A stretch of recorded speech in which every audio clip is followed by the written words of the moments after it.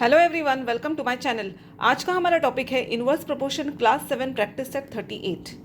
पिछले वीडियो में हमने सीखा था direct proportion.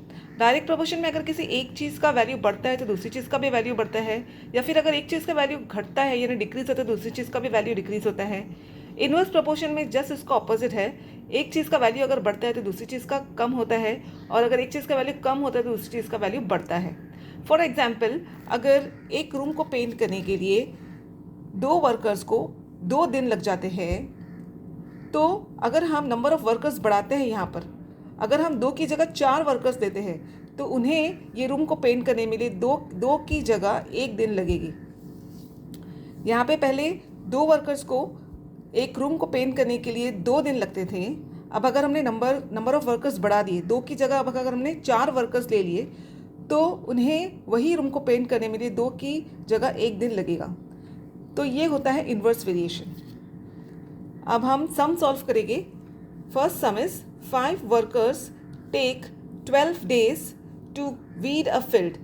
Weed a field यानी कि खेत जोतना। तो अगर 5 वर्कर्स को 12 days लगते हैं फील्ड को वील्ड करने में, तो हमें ये पता लगाना है how many days would 6 workers takes. 6 workers को वही काम करने में कितने दिन लगेंगे। और एक और क्वेश्चन पूछा गया है how many days would 15 workers take. अगर नंबर ऑफ वर्कर्स और बढ़ा दिए गए यानी कि 15 वर्कर्स बढ़ा दिए गए, 15 वर्कर्स और बढ़ा दिए गए, तो हमें उन्हें और कितना दिन लगेगा इस काम को ख़त्म करने में।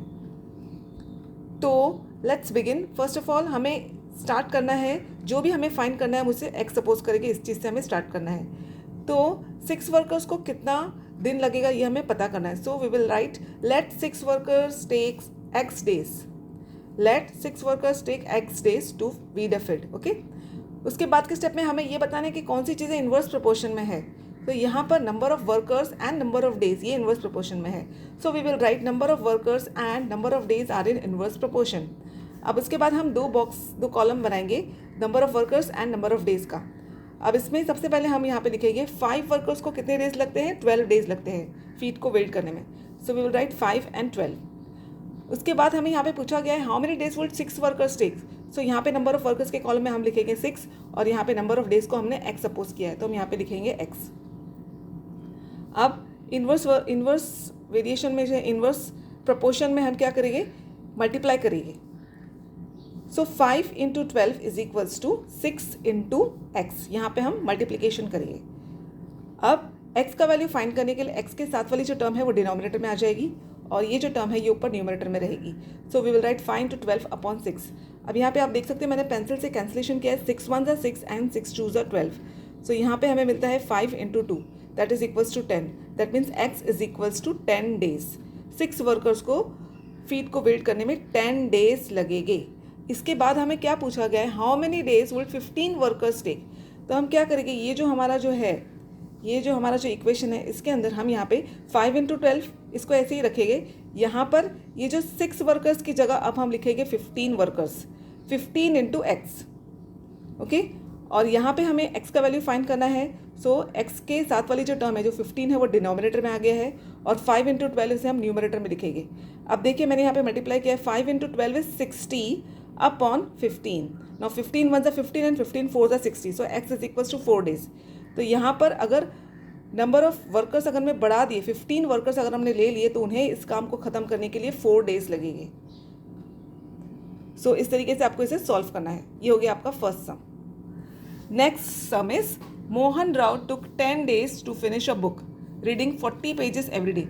मोहन राव जो है उसे एक बुक को रीड करने के लिए, उस पूरी बुक को रीड करने के लिए, पूरी बुक को फिनिश करने में उसे 10 days लग जाते हैं। अगर वो पर डे 40 पेजेस पढ़ता है तो एवरी डे अगर वो 40 पेजेस पढ़ता है तो उसे उस पूरी बुक को ख़त्म करने के लिए 10 दिन लगते हैं, यानी कि 10 days में वो पूरी बुक ख़त्म कर लेता है। How many pages must be read to finish it in 8 days।